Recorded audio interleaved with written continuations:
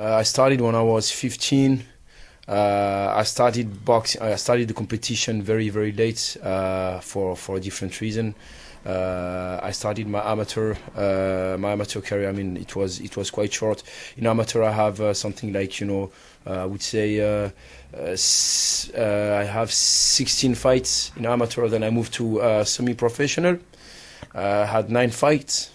But then I broke my femur, so I could not really keep up with it. So I just stopped the competition, but I still kept training like a professional, One thing I've noticed here, it's very beginner friendly. Beginners are all welcome, and any level of boxer really is welcome up here. Yeah, any level. I mean, we have beginners, intermediate, advanced. We want to fit everybody needs. So we have beginners. The beginners come, and then they turn out to be actually very good. In less than 2 weeks, they move up to the advanced, to the intermediate groups, and then to the advanced. So now at the moment we have only 2 sessions for advanced, but we're going to add 2 other sessions because people are making huge progress, and they like it very well. They are very committed to. It's very gradual, the progress as well. You're not really thrown into the deep end. Oh yeah, of course. So yeah, of course, we start easy with the basics, like the proper standing, how you should keep you keep your hands up, you keep your elbows tight, how to move your body. I insist a lot on the technique, because I think that if you don't have the technique, there's no point boxing. So I stress a lot on the techniques, and then when I see that people are getting comfortable, I just move up to the next level little by little. We start with very easy combos, and then we move to a much more complex one. One thing that surprised me coming up here to train was the amount of footwork involved, and how intense the footwork is as opposed to the handwork. Yeah, I mean, people think that in boxing you don't work. I mean, your feet don't work at all, but they even work more than in other sports where you throw your kicks, because you're constantly on your tiptoes. The movements are very explosive. You have to be ready to move and to throw punches. So you cannot box on your heels. We say that a boxer who boxes on his heel is at the end of his career. So you have to keep bouncing on your tiptoes, and the movements are very explosive. So the feet are much more involved than what people think. There's a fantastic atmosphere up here, Hicham, because one thing I've always wanted to do throughout my life is to learn how to box, but I was slightly intimidated going to a boxing club and trying to learn how to box, but there's a very welcoming attitude up here.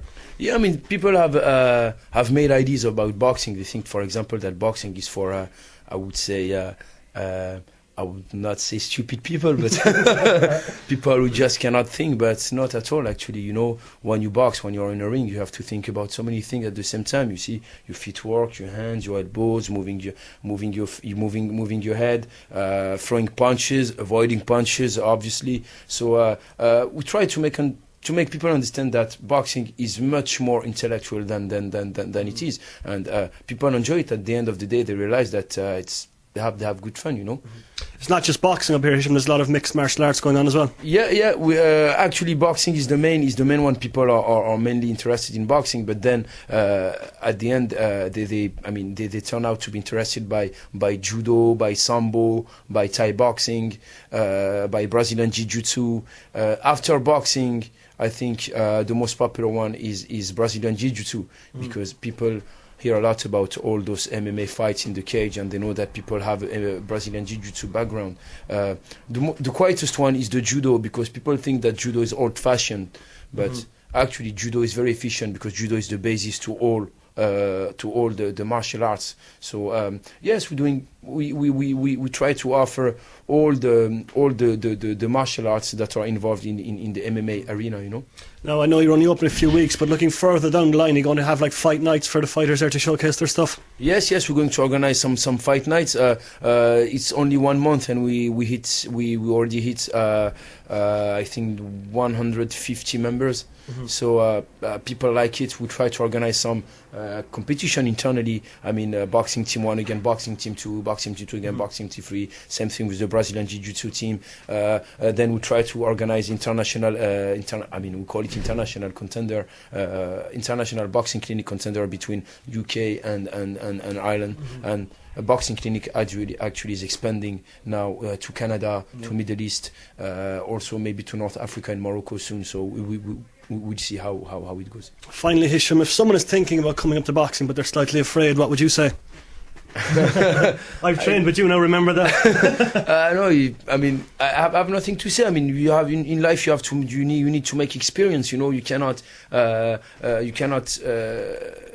say that something is not good or good without trying it. You know, and I just encourage people to forget about the smart ideas, to come have a look at the gym, and the atmosphere is very welcoming. People are helping each other, and we want people to feel great and to feel fit. You know, it's very important to feel fit. Now people I think.